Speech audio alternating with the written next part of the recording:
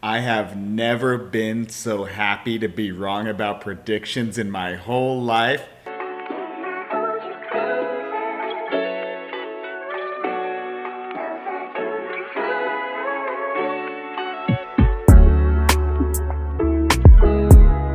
Welcome to the Dugout. I'm your host, Joseph Silva, and this is the moment we've been waiting for.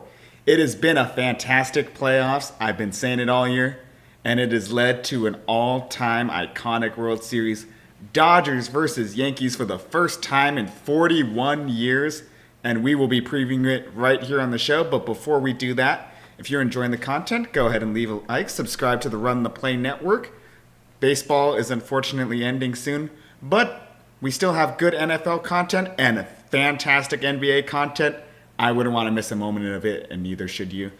Now, this World Series is really going to be defined by a few things here, but before I can talk about that, let's go into the teams themselves and figure out why and how they got here. And we'll start with the New York Yankees. Their rotation has not been as dominant as it was in the regular season, but it has been doing the job when needed in the postseason. Garrett Cole will be pitching Game 1. In his 3 starts this postseason, he's got a 3.35 ERA over 16 and third innings, 12 strikeouts, 1.55 whip. He didn't look good in that first game against Kansas City, but has locked it down in his past 2 starts. He has a lot of starting experience, especially in the World Series with his time in Houston. Garrett Cole should really be the guy anchoring this staff. They have not announced a Game 2 starter yet, but I would be shocked if it's not Carlos Rodon. In his 3 starts, he's gone 14 and a third with a 4.46 ERA, 1.13 whip. But don't let the ERA fool you. He really got hit hard in Game 2 against Kansas City, but really came and shut down that Guardians lineup in the ALCS. Clark Schmidt has only made 2 starts, 9 and a third innings pitched, 3.86 ERA, 6 strikeouts, 1.29 whip. He doesn't give you really length, but he's giving you decent innings and really wants to hand it off to the bullpen. Luis Hill made his first start in the ALCS. Didn't go great. He went 4 innings pitched, gave up a few runs, 1.5 whip, 3 strikeouts. Overall, he needs to find that Rookie of the Year contender for him here because they need length out of this line or out of their starters. But the bullpen is where they have made their bread and butter. It has been the second most dominant bullpen in the postseason. We'll talk about the most dominant later. But the key arms are Clay Holmes. He's gone 7 and 2/3 this postseason with a 3.75 ERA, 6 strikeouts, and 1.39 whip. Clay Holmes is the one I'm most worried about out of these 3 arms. We've seen it in the regular season. He was second in the league in blown saves. When he's on, he's dominant. But he is very prone to blow-ups, and don't be surprised if you see Holmes blow a lead late in this series because that's kind of what he's been known for. Luke Weaver has stepped into the closer role here. He's gone 10 and a third innings pitched, 2.61 ERA with 12 strikeouts and a .67 whip. You take away the big Christmas home run from the ALCS, and Weaver has been borderline unhittable this postseason. Fantastic stuff from him. He gives them multiple innings. He's locked down a lot of high leverage spots. Weaver has been phenomenal. Great pickup from Cashman. And Tim Hill, the bane of my existence from his time in San Diego, has picked up right where he left off since coming to the Yankees. This postseason, he's gone 5 and 2/3 with a 1.73 ERA, 2 strikeouts, and 1.35 whip. He's really done a great job at limiting hard contact, just getting the ball in play and trusting his defense, which has been great this series. But the lineup, we all know that this has been the postseason of Giancarlo Stanton. He's hitting .294 with 5 home runs, 11 RBIs. And the home runs have always seemed to come at big moments, too. He has finally lived up to the moment. He was scared of it for the longest time with all the expectations on him. But with Soto and Judge taking on a lot of that pressure, Stanton has really looked comfortable this postseason. Aaron Judge, we all know he struggled this postseason. He has the highest career postseason strikeout rate. He's hitting under 200 this postseason. But when he's hit them, they have been very clutch. His 2 home runs and 6 RBIs have been in big spots. We all know about the game-tying home run off Clase. But to really put this into perspective, championship win probability added, which is a stat that says how your contributions helped your team win the World Series. He's added 1.6 championship win probability added, 2.9 regular win probability added in the ALCS. He wasn't great, but he was clutch. And the big thing that scares me the most about Aaron Judge in this series is he hits sliders better than anybody maybe ever has hit sliders, to be quite honest. And what is the main pitch for the big three? Fastball from Kopech, sweeper from Trinan, sweeper from Phillips. Do not be surprised if Evan Phillips faces Aaron Judge maybe once or twice this entire postseason, because he leaves a sweeper hanging. Judge is not missing it. Juan Soto has continued his postseason excellence. He's hitting .333, 2 home runs, 8 RBIs, and of course the home run that sent the Yankees to the World Series. Their first extra innings home run in the ALCS since the iconic Aaron Boone walk-off in 2003. And ultimately, he has been exactly what they needed. He has been as advertised. It's just remarkable to see him do it. And he's still quite young, too. Gleyber Torres, since moving to leadoff spot, has been phenomenal. He's taking his walks. He's getting on base. He's setting the table for the three behind him. And overall, he has been really the most underrated part of this Yankees run, I think. Yes, he's had a couple base running mistakes, but ultimately they would not be here if it wasn't for him doing a lot of work at the top of the lineup. And other bats to look at, Jazz Chisholm has really struggled this postseason. Of course, we know how bad Austin Wells has been. So this Yankees lineup is not as deep as the Dodgers, but you don't want to mess with them, especially that top four, because they will make you pay. But before we talk about the Dodgers, let's hear a word from our sponsor. We want to give a huge shout out to Boom Fantasy for sponsoring this episode. Boom Fantasy is a betting app like something you have never seen before. Their pick and spin feature allows you to cash out up to 500 times your money on a 2-leg parlay. If that's not your style, they have a traditional pick'em as well. You can play with different stat odds and different payout odds that'll shift accordingly. Sign up with Boom with the link in the description, or use code RTP when signing up for a risk-free $250 bet. Simple, fun, daily fantasy sports. Gamble responsibly. Now for the Dodgers, I have said this for the longest time. It was the main reason why I did not pick this team to go past the Padres in the division series. Their rotation has held up surprisingly well, given the circumstances, but I still have my concerns. And I'm not saying this to save face or try and be humble. No, there are concerns I have about this rotation.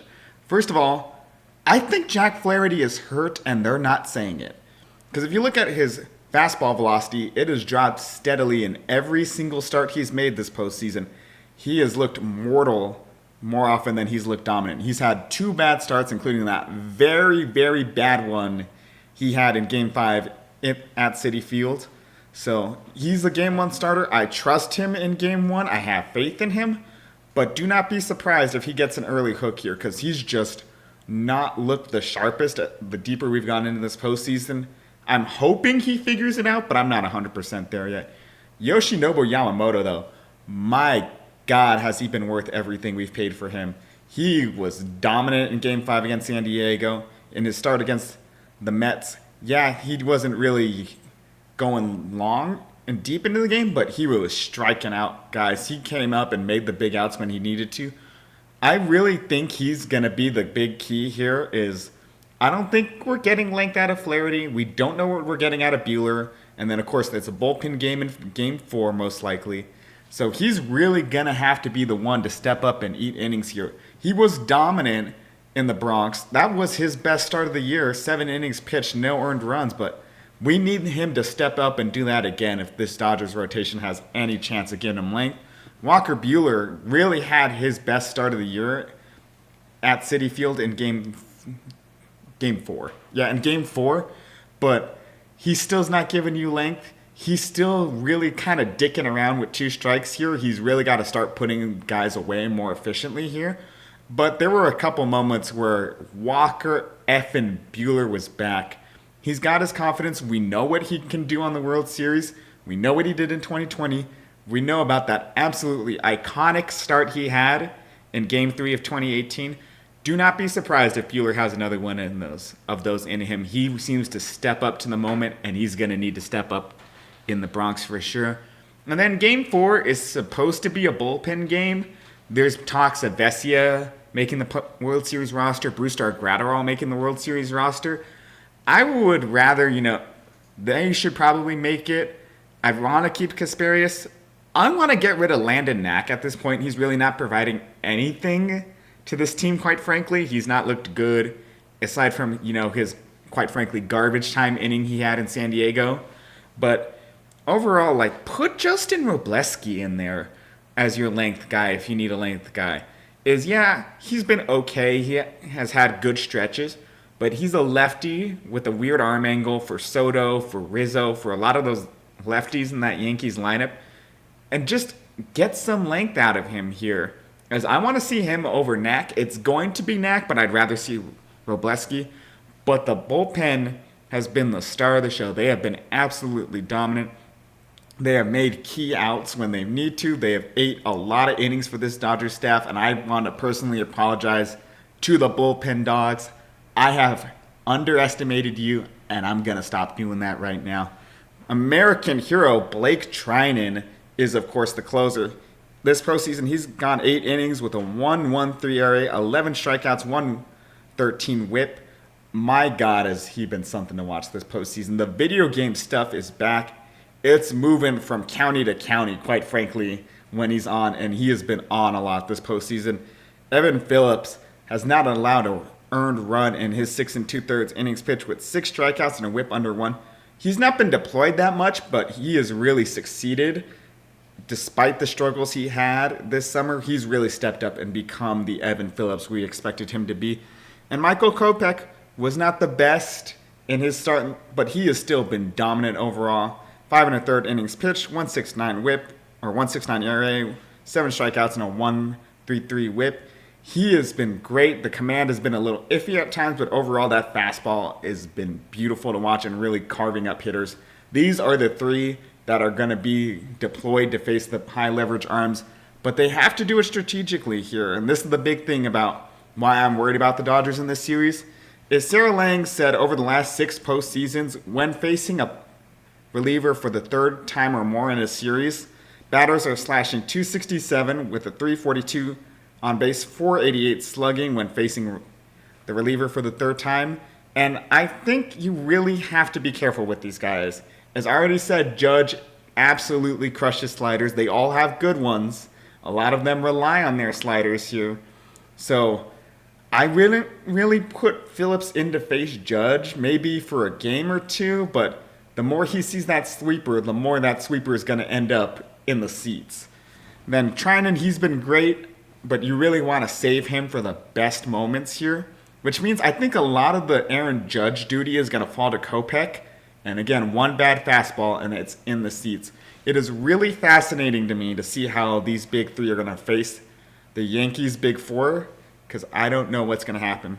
The lineup, you know already. Mookie Betts has faced his postseason demons and slayed them. This postseason, he's hitting .294 with 4 home runs, 12 RBIs. Since that game 2, he has been otherworldly. The confidence is back. The swagger is back. Classic Mookie Betts is back, and it is great to see because he has one job in this lineup, and that is to protect Shohei Ohtani, who I will admit has been a little rough at times this postseason, but we all know about the famous runners on, runners off splits, but overall he's starting to put it together more, and in his first postseason, he is beginning to live up to the hype. .286 average, 3 home runs, 10 RBIs. He has been absolutely electric this postseason. You see it. He wants it. He has been great. And then the man who's maybe been the most underrated person in this whole run is Tommy Edman, NLCS MVP, .341 average, a home run, 12 RBIs. He was hitting cleanup a lot this postseason, and that's no mistake. He has been phenomenal. He's hit the ball exactly where he's needed to. He's found the holes. He's found the gaps. He's done everything he needs to. Don't be surprised if you see a lot of Tommy Edman cleanup here, especially with the fact that Freddie Freeman has not been 100%. He's looked, I don't want to say bad because the ankle is really giving him problems, but he's not looked like Freddie Freeman this postseason. Teoscar Hernandez, yes, he had the 2 hits in Game 6, but has struggled a lot in the NLCS. Max Muncy's putting it together. Will Smith, of course, has famously struggled. Kike Hernandez is the second incarnation of Babe Ruth in the postseason. And that's what the Dodgers lineup looks like. So ultimately, how does this series going to go? Who's going to win? And I've been saying this since the start of the postseason, and now that we have this matchup, this is going to be one of, if not the greatest World Series of all time. So much star power, so much at stake, on top of the fact that it's two most storied franchises in baseball. And quite frankly, we're overdue for another classic World Series. It's been 7 years since we had one, and I think we're going to have another classic here in October. And I'm just delaying this as much as possible because I don't want to say it, but I think the Yankees are winning in 7 games. Is I don't see how the Dodgers are going to deploy their bullpen against the big three, especially because, like I've been harping on, Judge absolutely feasts on sliders and sweepers, and I think he's going to get a hold of a couple here and really change the momentum of this series. And World Series MVP will be Carlos Rodon. I think he's going to put it together and have 2 really great starts this October. Hopefully I'm wrong. I don't think I'm going to be wrong. But let me know in the comments down below. Do you think I'm wrong? Who's your World Series MVP? I would love to talk to you guys about it in the comments. And as always, if you enjoyed, go ahead and leave a like. And don't forget on the way out, play ball.